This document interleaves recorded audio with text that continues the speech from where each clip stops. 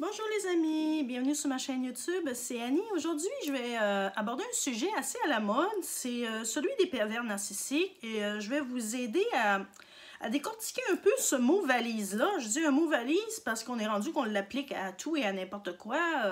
Bon, on a un accrochage avec notre collègue, bon, on va partir en peur, on va dire c'est un pervers narcissique, ou bon, notre voisin, il y a eu un problème avec le voisin, on va dire ben, le voisin c'est un pervers narcissique, ou bon, soudainement, on va se réveiller un bon matin, on va dire bon, mon conjoint c'est un pervers narcissique, ou ma mère c'est une perverse narcissique, bon.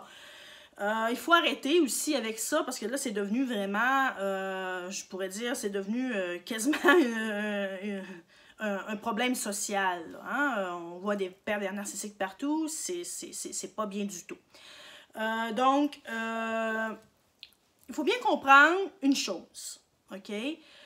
On a tous un ego. Chaque être humain sur Terre possède un ego. Donc, forcément, ego, narcissisme. On a tous une facette de notre personnalité qui est narcissique. C'est tout à fait normal. L'ego nous aide à nous construire. Sans ego, on serait vide, un peu comme un zombie, un peu comme un robot organique. Autrefois, quand on lobotomisait les gens, qu'est-ce que ça servait la lobotomie? C'est justement, c'était qu'on enlevait carrément l'ego.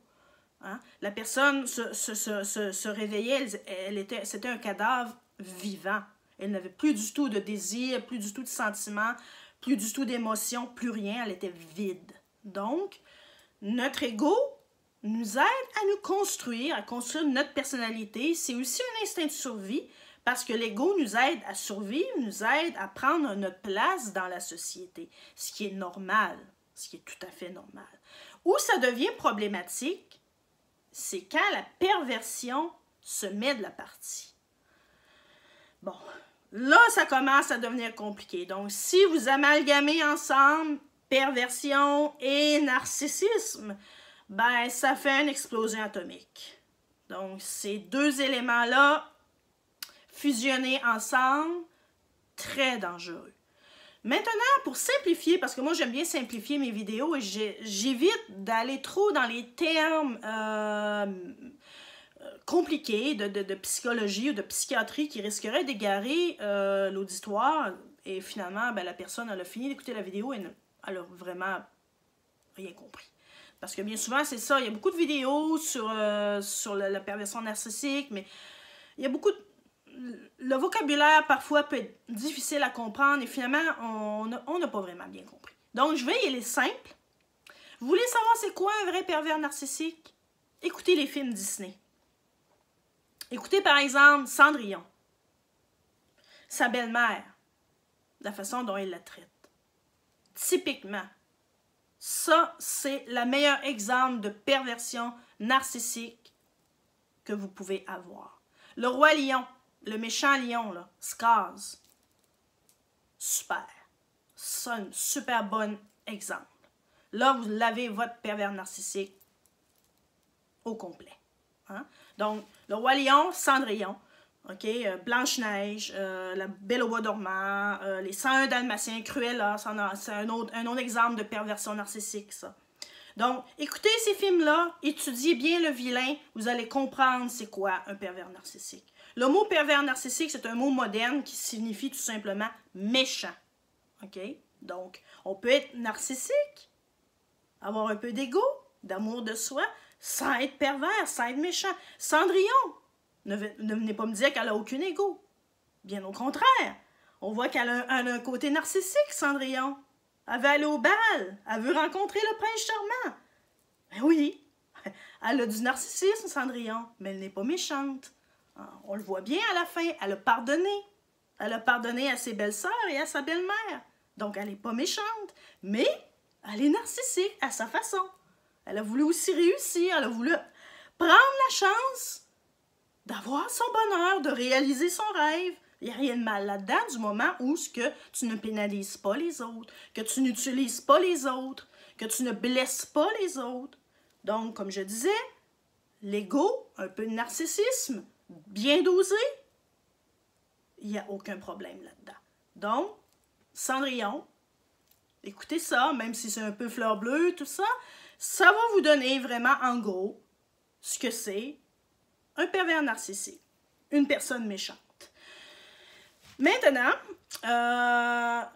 ce qui est très, très, très particulier des pervers narcissiques, c'est le manque d'émotion. Ça, c'est la première chose qui nous vient à l'esprit, qui nous surprend. Au début, on peut être fasciné. Oh mon Dieu, quel stoïcisme! Le flegme! Cette personne-là ne va jamais perdre les nerfs. Elle n'est jamais stressée. Elle ne se fâche jamais. Elle ne pleure jamais. Elle ne panique jamais. Elle n'exprime jamais ses besoins. Ah ben, c'est cool. Donc, par ce comportement-là, le pervers narcissique fascine.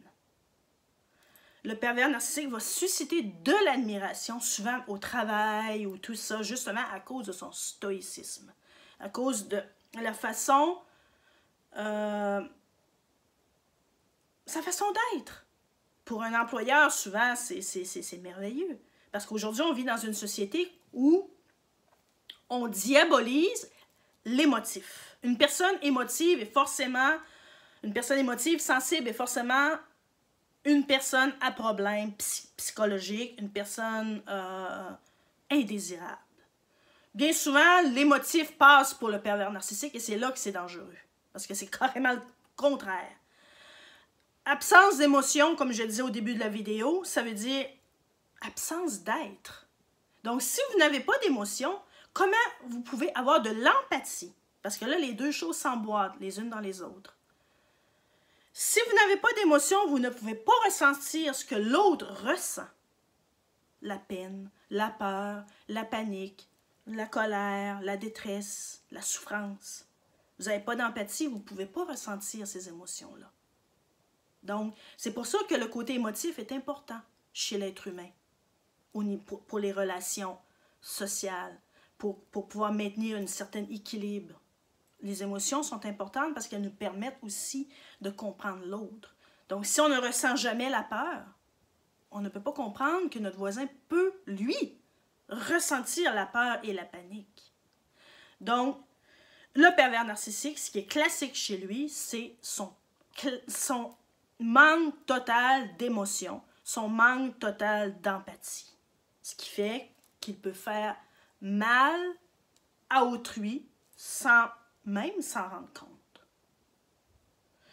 Certains pervers narcissiques, comme on le voit dans les films Disney, jouissent de faire du mal aussi aux autres. Et de toute façon, ils ne ressentent rien, sauf la jouissance de voir l'autre souffrir. Mais une personne normale va passer tous les gammes des émotions, que ce soit la peur, la panique, la tristesse, la colère, bon, tout ça, l'amour, la haine, la haine, faut pas utiliser, c'est pas bien de détester quelqu'un, mais bon, on peut vouloir, disons, prendre ses distances face à certaines personnes sans forcément la haïr.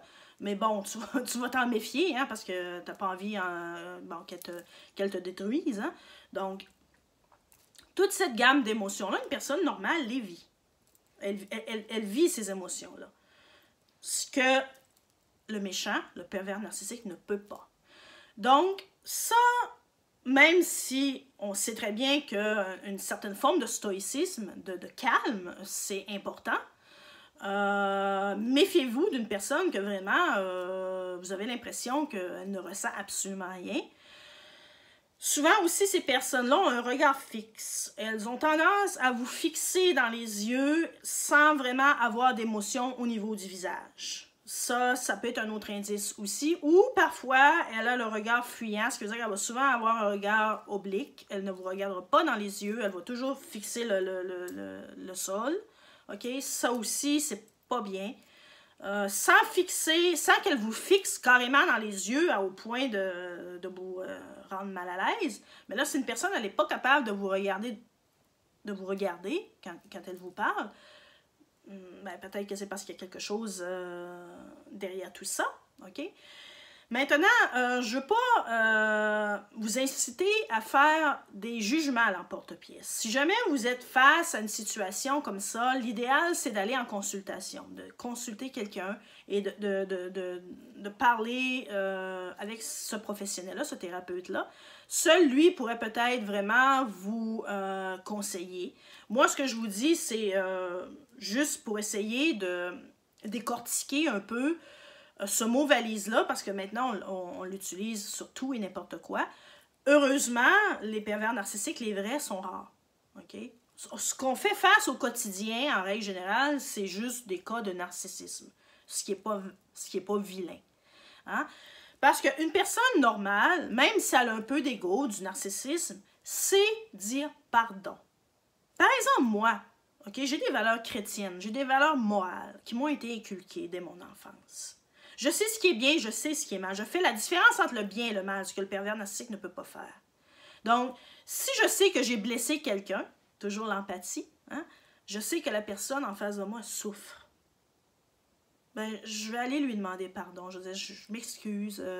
Bon, aujourd'hui, j'étais peut-être fatiguée ou bon, je sais pas, j'avais les nerfs en boule. Je pense que je suis allée un peu trop loin. Est-ce que tu pourrais me passer l'éponge là-dessus? Hein? Donc, une personne normale va demander pardon et en règle générale ne va pas recommencer la même bêtise. Hein? Donc, demande pardon, c'est fini, ben, elle ne refera pas la même bêtise. Je ne dis pas que les pervers narcissiques, les personnes méchantes ne demanderont pas pardon. Ils vont demander pardon, hein, comme par exemple le batteur de femmes qui a battu sa femme. Après ça, il va lui demander pardon, il va aller lui acheter des fleurs, bon, des trucs comme ça. Hein? Mais on voit très bien, si vous regardez bien le regard de la personne, son visage, elle va demander pardon, mais bien souvent, elle ne regardera pas en face ou elle va avoir un regard fixe. Il y a tout le gestuel aussi, hein, qui peuvent entrer en ligne de compte. Donc ça peut vous donner la puce à l'oreille que la personne n'est pas forcément sincère et qu'elle veut juste essayer de vous manipuler. Donc, il y a ça. Une personne normale va s'excuser, mais de façon sincère. Et elle ne va pas, du moins, elle va travailler à ne pas recommencer la même bêtise. Donc, vous pouvez être sûr que la personne, c'est pas une personne méchante. Parce qu'on n'est pas parfait, il n'y a personne de parfait. Ça, il faut bien comprendre ça. Si vous cherchez la perfection, vous allez attendre longtemps. Hein? On est tous imparfaits. Maintenant, la méchanceté existe. C'est un peu comme le yin et le yang. OK? Le yin-yang.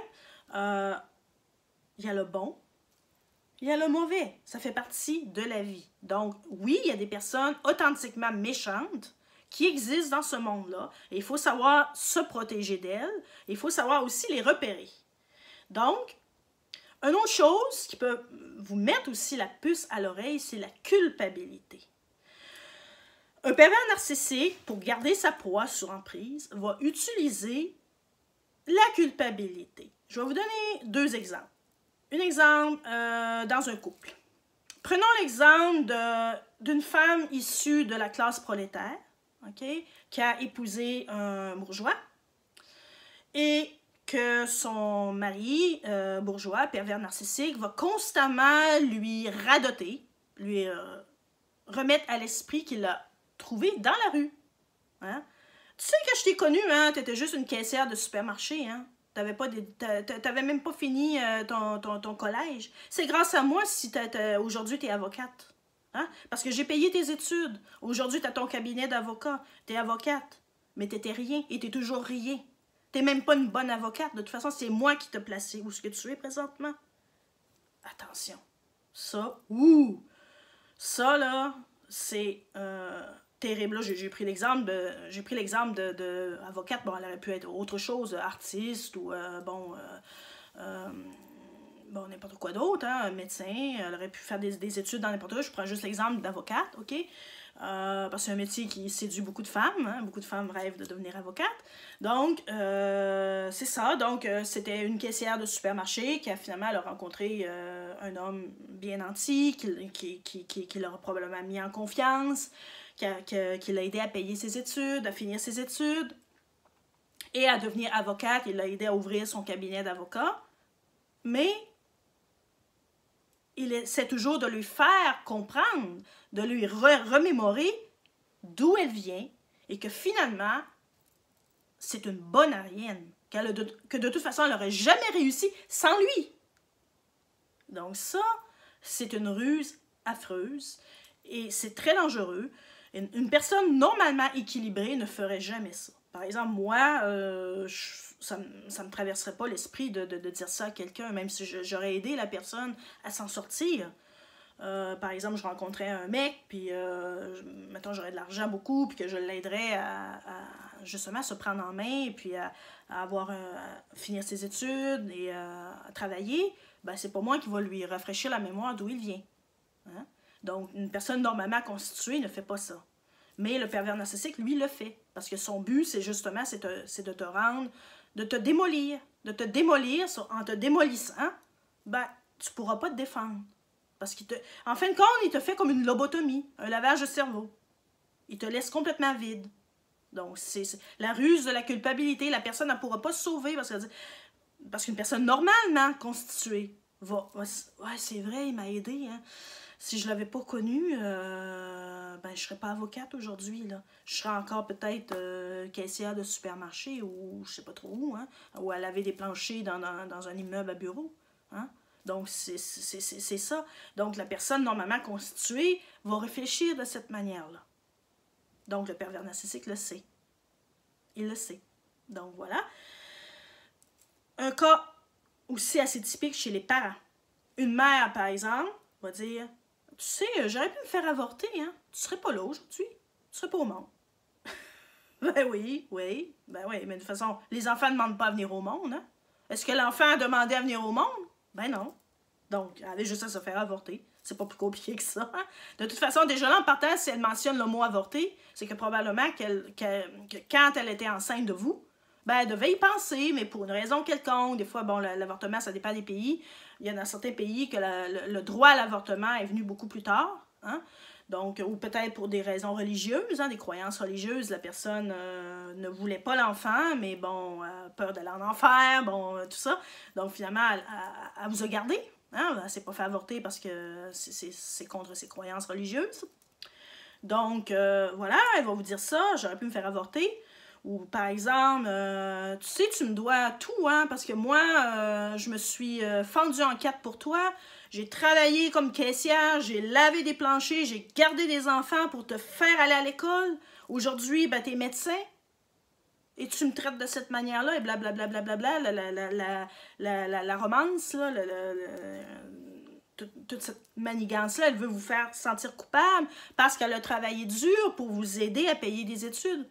Ben, je m'excuse, c'est normal que les parents veulent que leur enfant réussisse.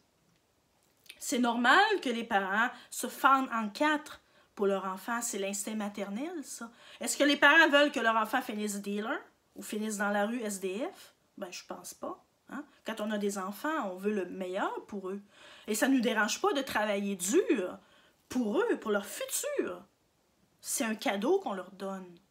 Donc, ils ne sont pas forcément redevables pour ça. Si l'enfant, après, bon, il est adulte, par exemple, il est devenu médecin et tout ça, il a le droit de prendre certaines distances, par exemple, s'il va aller travailler à l'étranger, comme Médecins sans frontières, ou bon, des trucs comme ça, il a le droit de le faire. Il est adulte. Mais il y a des parents qui ont tellement une emprise sur leur enfant, OK, puis qui vont utiliser de la culpabilité comme ça, en voulant dire « Ouais, mais j'ai travaillé dur pour te payer des études, et maintenant tu es médecin, et là tu veux faire à ta tête. » Donc, ça, c'est malsain. Je ne dis pas que c'est forcément que ces parents-là ou que le conjoint de l'histoire de tout à l'heure est forcément pervers narcissique. Mais dites-vous bien une chose, c'est que c'est malsain. C'est déjà une relation toxique. Une relation toxique peut dégénérer parfois en tragédie. Parce que de toute façon, si la personne elle vous manipule de cette manière-là, c'est qu'elle n'est pas dans votre peau. Elle n'est pas capable de ressentir ce que vous ressentez. Si la mère parle d'avortement, j'aurais dû me faire avorter, ou j'ai lavé des planchers, j'ai travaillé comme caissière pour que tu puisses devenir médecin, blablabla, blablabla, ben, il faut bien comprendre qu'elle ne ressent pas ce que vous ressentez à l'intérieur de vous.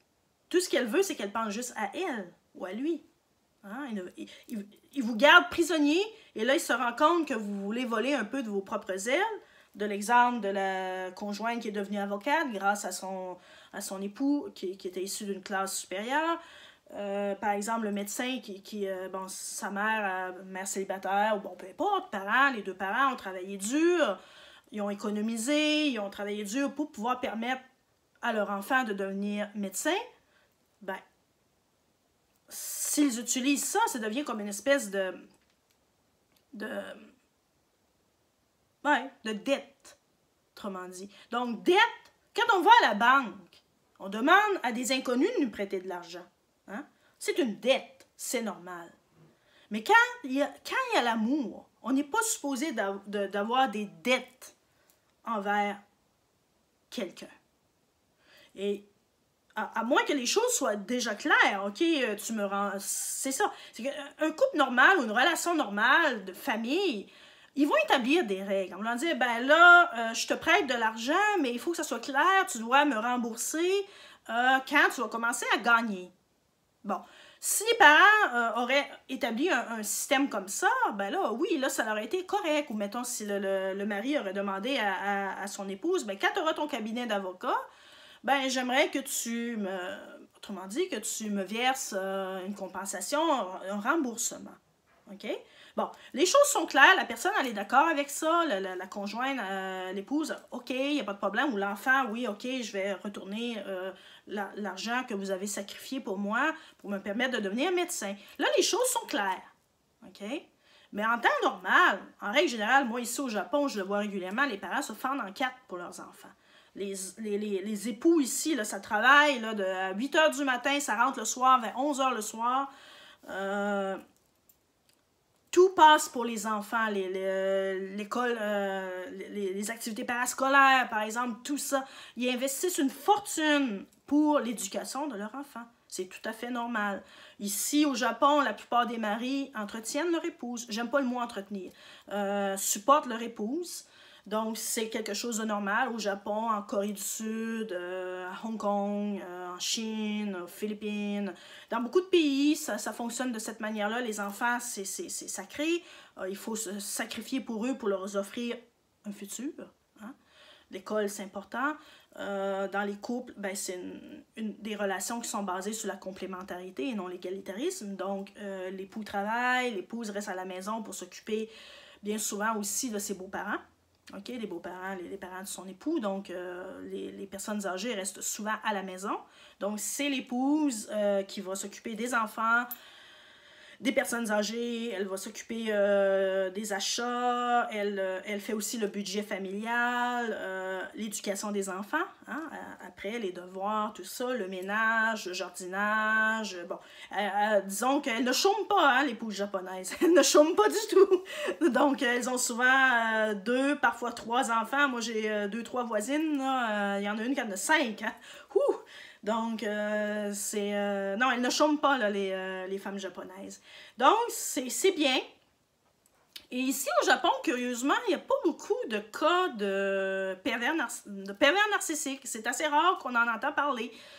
Les pervers narcissiques, on va les trouver chez les Yakuza, la mafia japonaise, c'est là surtout qu'ils vont se retrouver, hein, les personnes qui sont naturellement méchantes et tout ça, mais je ne dis pas que ça n'existe pas au Japon. Ben oui, ça peut arriver dans des familles, malheureusement, il y a des féminicides, il y a des cas d'enfants battus, bon, ça reste que c'est des humains, hein, les Japonais sont pas parfaits, c'est des humains, mais bon, le phénomène de perversion narcissique n'a pas pris l'ampleur qu'il a présentement en Europe ou en Amérique du Nord, OK, Canada, aux États-Unis, tout ça.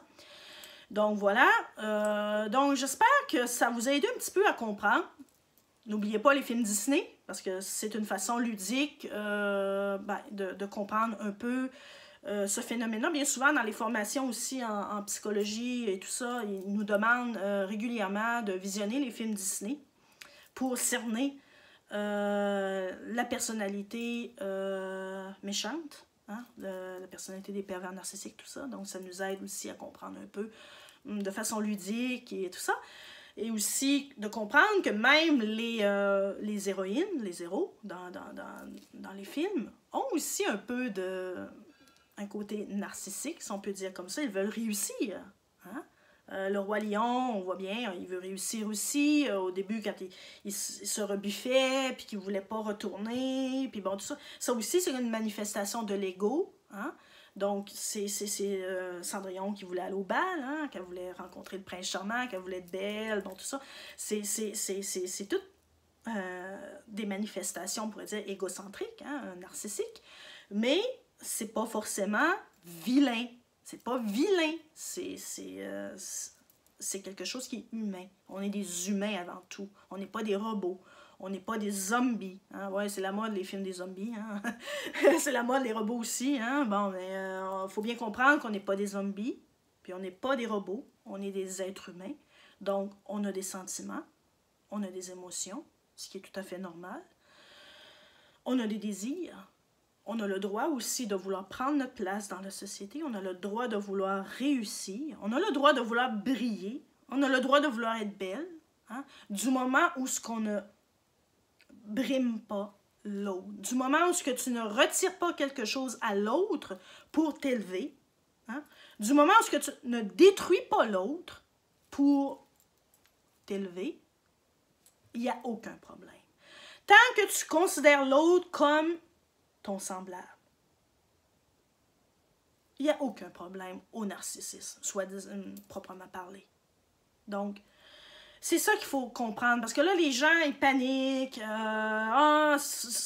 Bon, il ne faut pas avoir du tout d'égo. Ben non, si tu n'as pas d'égo du tout, ben, je m'excuse, mais tu vas être un zombie. Tu vas être un robot, tu vas être une machine organique. Hein? Tant qu'à ça, ben, fais-toi lobotomiser. Ça va revenir au même. Donc, il ne faut pas demander aux gens de se dénaturiser de leur personnalité. Personnalité et ego, c'est aussi souvent connecté ensemble.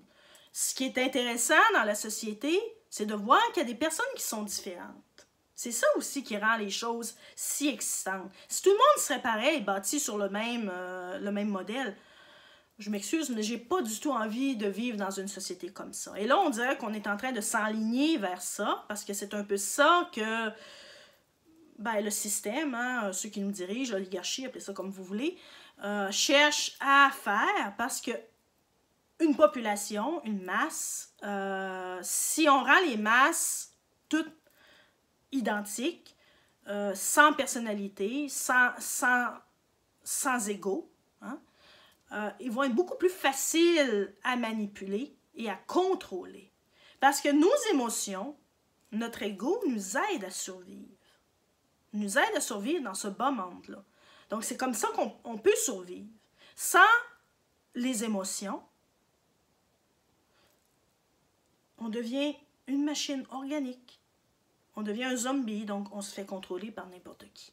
Donc, c'est pour ça que le système, les nouvelles aussi, psychologie que j'ai eu l'occasion d'étudier, tous ces nouveaux mouvements-là, pseudo-sciences, neurosciences, tout ça, très dangereux.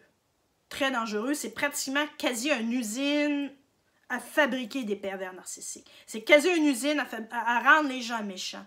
Donc, il faut faire très attention à ça, les neurosciences. Je ne dis pas que c'est mal, mais il faut séparer le mauvais grain de l'ivraie, là. Hein? Parce que là, il y a de tout et du n'importe quoi. Il y a des enseignements là-dedans qui sont extrêmement dangereux, qui peuvent nuire carrément aux gens. Donc ça, je tenais à le dire à la fin de la vidéo, d'être très prudent avec ça, les nouveaux courants de psy, hein, les nouveaux courants psy qu'on appelle. Je sais de quoi je parle parce que j'ai étudié par correspondance et j'ai de nombreux livres qui traitent justement des nouvelles sciences, neurosciences, qu'ils appellent neurosciences. Donc, ça, il y a des choses qui se font flipper, mais vraiment flipper. On voit très bien la manigance qu'on essaie de faire pour rendre les masses complètement inertes, incapables de penser par elles-mêmes. On le voit bien aussi, nos gouvernements qui passent leur temps à nous infantiliser, comme si on était des enfants de 2 ans. Donc, on voit la manigance, mais je ne comprends pas pourquoi que les gens embarquent à 100 à l'heure là-dedans et ne comprennent pas justement que ceux qui sont à la tête, c'est souvent des pervers narcissiques. ceux qui nous gouvernent, c'est souvent des vilains. Ça, beaucoup de gens ne le savent pas. Donc, les Soros, puis Bill Gates, puis tout ça, il y en a qui sont carrément démoniaques là-dedans. Hein? Donc, c'est souvent ces personnes-là qui financent les affaires qui ont rapport avec les neurosciences ou les nouvelles sectes aussi. Le New Age, hein, ça aussi, je tiens à mettre les gens en garde par rapport à ça, tout ce qui a rapport avec le New Age. Et, bon, je dis pas que c'est mauvais, il y a des choses qui sont très bonnes. Mais là, il y a de tout et de n'importe quoi là-dedans. Donc, il y a une prudence. Il faut être très prudent sur ce qu'on lit et sur ce qu'on écoute et ce que les gens nous disent. Donc, soyez narcissique à votre façon. Un narcissisme modéré, un narcissisme contrôlé qui vous aide à voir clair, qui vous aide à détecter le bien du mal. Un narcissisme qui va vous aider à vous élever sans détruire l'autre, sans porter préjudice à l'autre. Donc, je vois absolument aucun mal là-dedans. Donc, appelez ça comme vous voulez. Il y en a qui vont dire ego, il y en a qui vont dire estime de soi. Moi, je préfère le mot estime de soi ou amour de soi. Parce que si on ne s'aime pas, de toute façon, comment vous pouvez aimer les autres? C'est carrément impossible. N'oubliez jamais ça. Si vous n'aimez pas ou si ne vous respectez pas, oubliez ça, vous ne pouvez pas respecter ni aimer les autres. Donc, c'était le mot de la fin. On se donne rendez-vous dans une autre vidéo. Je vais aborder le sujet de l'hypersensibilité. Ça vient rejoindre les pervers narcissiques. Donc, souvent, les personnes hypersensibles, émotives, attirent dans leur vie les méchants. Okay? C'est comme un aimant. Les contraires s'attirent, mais qui se ressemblent, s'assemblent. On dit ça souvent, mais c'est souvent les contraires qui s'attirent. N'oubliez jamais ça. Donc voilà, au revoir, merci et à la prochaine.